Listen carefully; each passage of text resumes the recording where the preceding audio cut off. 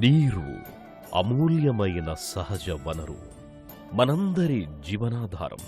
భూమి మీద గల మొత్తం నీటిలో సుమారు 97% సముద్రాలు, మహాసముద్రాల్లోనే ఉంది.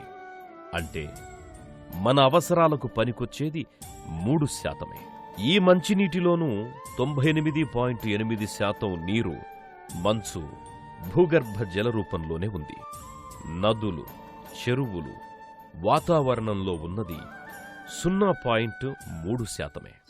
తాగడానికి, వ్యవసాయానికి, పరిశ్రమలన్నింటికీ ఈ నీరే ఆధారం.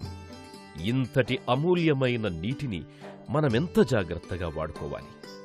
బోరుబావులతో పాతాళంలో ఉన్న నీటినైనా తోడుకుంటున్న మనం దాన్ని వృధా చేయకుండా సద్వినియోగం చేసుకోవడమే కాదు, తీసుకున్న నీటిని తిరిగి నింపే ప్రయత్నాలు కూడా చెయ్యాలి. అప్పుడే కరవు కాటకాల బారిన పడకుండా చూసుకోవచ్చు, వరదలు వచ్చినా తట్టుకోవచ్చు. ఈ ఆలోచనే ఆయనను కుదిపేసింది, నీటి సంరక్షణను ఒక ఉద్యమంలా మలిచేలా చేసింది. ఇందుకోసం ఆయన పెద్ద ఉద్యోగాన్ని కూడా వదిలేసుకున్నారు. ప్రజల్లో చైతన్యాన్ని పెంచుతూ స్వయంగా కార్యరంగంలోకి దూకారు. స్వయంగా 2500 బోరుబావులను తిరిగి నీటితో కళకళలాడేలా చేశారు. సామూహికంగా 90,000కు పైగా బోరుబావులను రీఛార్జ్ చేశారు. అంతేకాదు, 500 చెరువులను నిర్మించారు. నీటిని రక్షిస్తే అది మనలను రక్షిస్తుంది అని నమ్మి అందుకోసమే తన జీవితాన్ని అంకితం చేసిన ఆ అకుంఠిత దీక్షా తత్పరుడే అయ్యప్ప మసగి.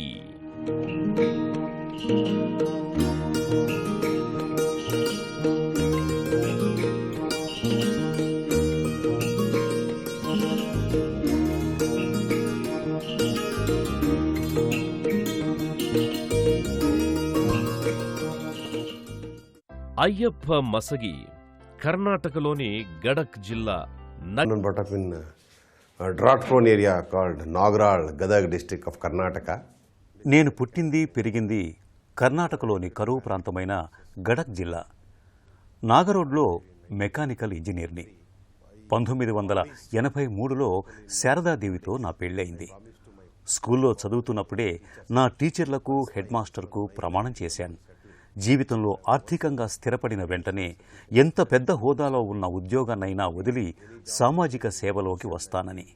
అలాగే మంచినీటి ఎద్దడి ఎలా ఉంటుందో నా చిన్నప్పుడే అనుభవంలోకి వచ్చింది. ఎండాకాలంలో మా అమ్మ ఉదయం 3 గంటలకే నిద్రలేచి మంచినీటి కోసం వెళ్లేది. అప్పుడే అనిపించింది ఈ సమస్యకు నేను పరిష్కారం కనిపెట్టాలని. ఎల్ఎన్టీలో పనిచేస్తూనే గడక్ జిల్లాలోని వీర్పూర్ గ్రామంలో 6 ఎకరాల భూమిని కొనుక్కున్నాడు. అక్కడ నిరంతరం కరవు తాండవిస్తుండేది. తన పరిశోధనా కార్యక్రమాలకు అదే అనువైన స్థలమని గట్టిగా నమ్మి అక్కడే వాటిని ప్రయోగాత్మకంగా నిర్వహించడం ఆరంభించాడు. మనస్సుంటే మార్గముంటుంది అని నమ్మే అయ్యప్ప మసగి సంప్రదాయ విజ్ఞానంతో ప్రయోగాత్మక వ్యవసాయాన్ని ఆరంభించారు. వ్యవసాయ ఆధారిత పంటలైన కాఫీ, రబ్బరు వంటి వాటిని దక్కన్ పీఠభూమిలోనూ పండించవచ్చని తొలి రోజుల్లోనే నిరూపించాడు. వర్షం వచ్చినప్పుడు నిండిన సహజ వనరుల్లో నీటి నిల్వను కాపాడుకోగలిగితే కరవు, వరదలు వచ్చినా తట్టుకోవచ్చని రుజువు చేశాడు. అయితే ఇది అంత తేలిగ్గా సాధ్యం కాలేదు. వ్యవసాయం మొదలుపెట్టిన తొలి 2 ఏళ్లు వానలు బాగా కురవడం వల్ల దిగుబడి బాగానే వచ్చింది. కానీ ఆ తరువాతే ఆరంభమయ్యింది అస్సలు పరీక్ష. వర్షాలు కురవక తీవ్రమైన కరవు నెలకొంది. వేసిన పంటలన్నీ పూర్తిగా ఎండిపోయాయి. కాలుమీద కాలేసుకుని ఉన్న ఉద్యోగాన్ని హాయిగా చేసుకోక ఇదేం పని అని ఇరుగు పొరుగు బంధువులే కాదు, ఇంట్లో వాళ్లు సైతం ఎద్దేవా చేశారు. అయ్యప్ప అధైర్యపడలేదు, తన ప్రయత్నాలను మానలేదు. దీనికి తోడు తరువాతి సంవత్సరంలో విపరీతంగా వర్షాలు కురిసి వరదలు వచ్చాయి. పంటలు పాడవడమే కాదు, పొలమంతా నీటితో నిండిపోయింది. ఏమిటి పరిస్థితి? దీన్ని తప్పించుకునే మార్గమే లేదా? ఇలా మదనపడుతుండగానే ఆయన మదిలో ఒక ఆలోచన మెరిసింది. ఎప్పుడైనా, ఎక్కడైనా, ఎంతైనా వర్షం కురవనీగాక, ఆ నీటిని సంరక్షిస్తే కరువు వచ్చినా తప్పించుకోవచ్చు కదా అని అనిపించింది. వానలు పడ్డప్పుడు ఆ నీటిని నిల్వ చేసుకునే పద్ధతులతో వరదలను నివారించుకోవచ్చని, కరువు వచ్చినప్పుడు నష్టాలను తగ్గించుకునే అవకాశముందని భావించాడు. ఇలా భారతదేశాన్ని నీటి సమృద్ధితో కూడిన దేశంగా మలచాలని సంకల్పించాడు. ఆ మరునాడు నుంచే తన పరిశోధనలకు శ్రీకారం చుట్టాడు. నీటి సంరక్షణ పద్ధతులపై దృష్టి సారించాడు.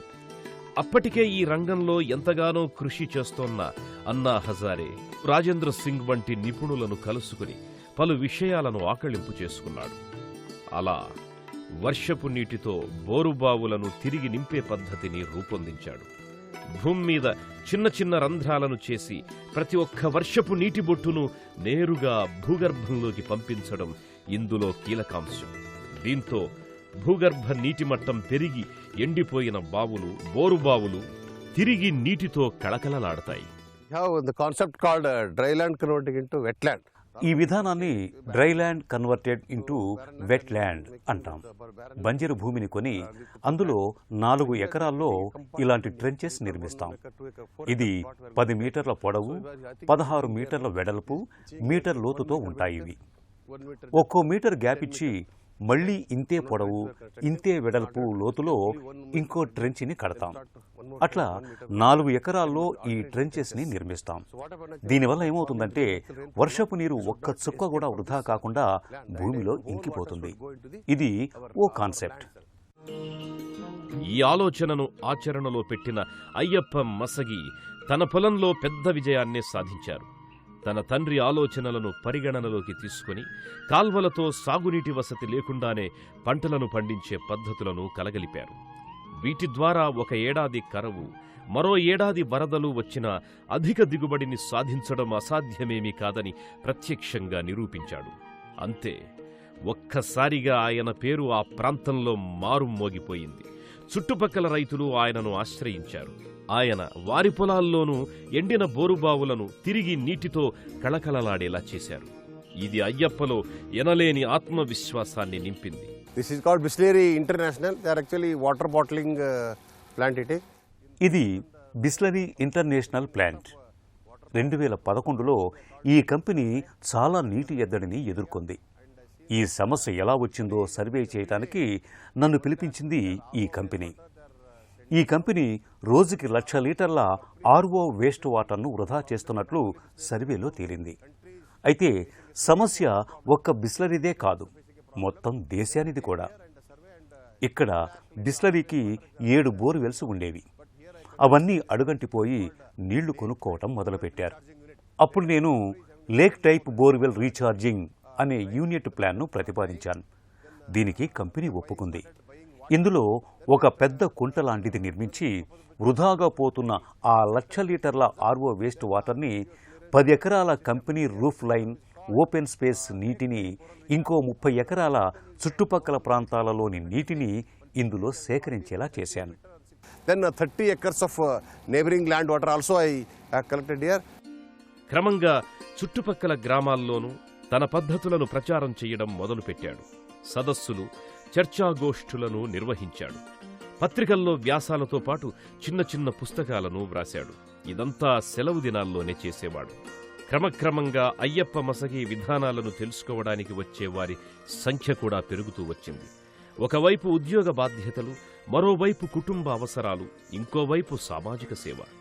వీటన్నింటి మధ్య సమతుల్యత సాధించడం కష్టమైపోయింది. దీంతో ఉద్యోగం చేయడమో, సామాజిక సేవ చేయడమో ఏదో ఒకటి ఎంచుకోవలసిన పరిస్థితి తలెత్తింది. ఆయన మనసులో అంతర్మథనం మొదలయ్యింది. నెల తిరక్కుండానే చేతిలో పెద్ద మొత్తంలో జీతం పడుతుంటే ఎవరైనా బంగారం లాంటి ఉద్యోగాన్ని వదులుకుంటారా? మరెవరైనా అయితే ఇందుకు వెనుకాడేవారేమో. కాని అయ్యప్ప మాత్రం దేశ సేవకే తన జీవితాన్ని అంకితం చెయ్యాలని నిర్ణయించుకున్నారు. వెంటనే ఉద్యోగానికి రాజీనామా చేసేశారు. ఆ విషయాన్ని ముందుగా ఇంట్లో చెప్పలేదు. ఉద్యోగాన్ని వదులుకోవడాన్ని ఇంట్లో వాళ్లు, ముఖ్యంగా ఆయన భార్య తీవ్రంగా వ్యతిరేకించింది. నా ఈ స్వచ్ఛంద సేవను 1994లోనే మొదలుపెట్టాను. ఎంతో శ్రమ కోర్చి వ్యవసాయం కోసమని ముందుగా ఓ 6 ఎకరాల భూమిని కొన్నాను. వ్యవసాయం అనగానే నా భార్య అడ్డు చెప్పింది. మెకానికల్ ఇంజనీర్గా చక్కటి ఉద్యోగం, సరిపడా జీతం వస్తూ ఉంటే ఈ వ్యవసాయం ఎందుకు, ఈ సామాజిక సేవేమిటి అంటూ కుటుంబ పోషణ భారం అవుతుందని చాలా భయపడింది, గొడవపడింది. కానీ నా ప్రణాళిక మాత్రం పక్కాగా ఉంది. నీటి ఎద్దడికి పరిష్కారం చూపించాలనుకున్నాను. అందుకే ఆమె ఎంత వాదించినా నా వ్యవసాయాన్ని సాగించాను. Culture and how to solve the water problem. తానొక్కడు బాగుపడితే చాలదని, తన ఆలోచనలను, విధానాలను 10 మందికి పంచితే ఎంతోమంది జీవితాలు చక్కబడతాయని అనుకున్నాడు. ఆ దిశగానే తన ప్రస్థానాన్ని సాగించాడు. అది దొడ్డబళ్ళాపూర్ సమీపంలోని అర్దెశనహళ్లి గ్రామం. దాని చుట్టుపక్కల 2 కిలోమీటర్ల పరిధి మొత్తం భూగర్భ జలం కలుషితమయ్యింది. ఒక ఔషధ తయారీ కంపెనీ ఎండిపోయిన బోరుబావుల్లోకి వ్యర్థాలను పోయటమే దీనికి కారణం. దీన్ని చూసిన అయ్యప్ప మనసు చెలించింది. వెంటనే రంగంలోకి దిగాడు. బోరుబావులు ఎండిపోయినంత మాత్రాన పూర్తిగా వట్టిపోయినట్టు కాదని అందరికీ నచ్చజెప్పాడు. బోరుబావులను వ్యర్థాలతో నింపొద్దని సూచించాడు. తన నీటి సంరక్షణ పద్ధతులతో కొద్ది కాలంలోనే వాటిని తిరిగి తాగే నీటితో కళకళలాడేలా చేశాడు. Actually, if you harvest, sir, 30% of the total rain. Borewell harvesting system అంటే ఇంకేదో కాదు. వర్షం ద్వారా వచ్చే నీటిలో కనీసం 30% ఆదా చేసిన నీటి సమస్య దూరమైనట్టే. సాధారణంగా 3% వర్షపు నీరు మాత్రమే భూమిలో ఇంకి మిగిలిన 97% సముద్రంలో కలిసిపోతుంది. అలాంటి నీటిలోని 30% గనక మనం ఆదా చేయగలిగితే కరువే మిగలదు. ఇందులో డైరెక్ట్ రీఛార్జింగ్, ఇండైరెక్ట్ రీఛార్జింగ్ అని 2 రకాలున్నాయి. వాటర్ లిటరసీ ఒక్కటే నీటి ఎద్దడిని ప్రారదోలేటువంటి ఆయుధం. అందుకే ప్రతి వాళ్లకు వాటర్ ఎడ్యుకేషన్ అవసరం. అందుకు ఇంకెన్నో వాటర్ లిటరసీ క్యాంపెయిన్స్ జరగాలి. ఇందులో శిక్షణనిచ్చి వాటర్ వారియర్స్ను తయారు చేయాలి. ఒంటి చేత్తో అయ్యప్ప సాధించిన విజయాన్ని చూసి రాజేంద్ర సింగ్ దాన్ని చూడడం కోసమే అని ప్రత్యేకంగా రాజస్థాన్ నుంచొచ్చారు. ఈ సందర్భంగా తానెదుర్కొన్న అవమానాలు, ఇబ్బందులనన్నింటినీ అయ్యప్ప ఆయనకు వివరించారు. ఆ మర్నాడే వినూత్న ఆవిష్కరణలను ప్రోత్సహించే అశోక సంస్థ ఆయన్ను వెదుక్కుంటూ వచ్చింది. ఆయన కృషిని కొనసాగించడానికి అశోక ఫెలోషిప్ అందించింది. 3 ఏళ్ల పాటు నెలకు 30,000 జీతమిస్తామని ముందుకొచ్చింది. ఇది ఆయన పిల్లల చదువులకు, కుటుంబ బాధ్యతలను నెరవేర్చడానికి ఎంతగానో ఉపకరించింది. ఒంటరిగానే ఇంతటి విజయాన్ని సాధించిన అయ్యప్ప మసగి స్వచ్ఛంద సంస్థను ఆరంభిస్తే మరిన్ని అద్భుతాలు సాధిస్తాడో అని అశోక సంస్థ భావించింది. ఆయనకు అవసరమైన శిక్షణనిచ్చింది. అలా 2005లో పుట్టుకొచ్చిందే వాటర్ లిటరసీ ఫౌండేషన్.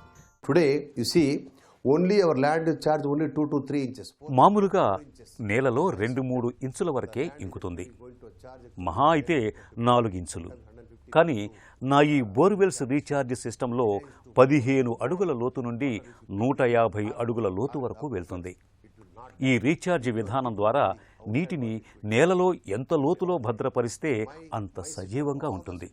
అదే బయట నిల్వ చేస్తే ఆవిరైపోతుంది. కాబట్టి ఈ పద్ధతిలోనే నీరు నేల గర్భంలో భద్రంగా ఉంటుంది.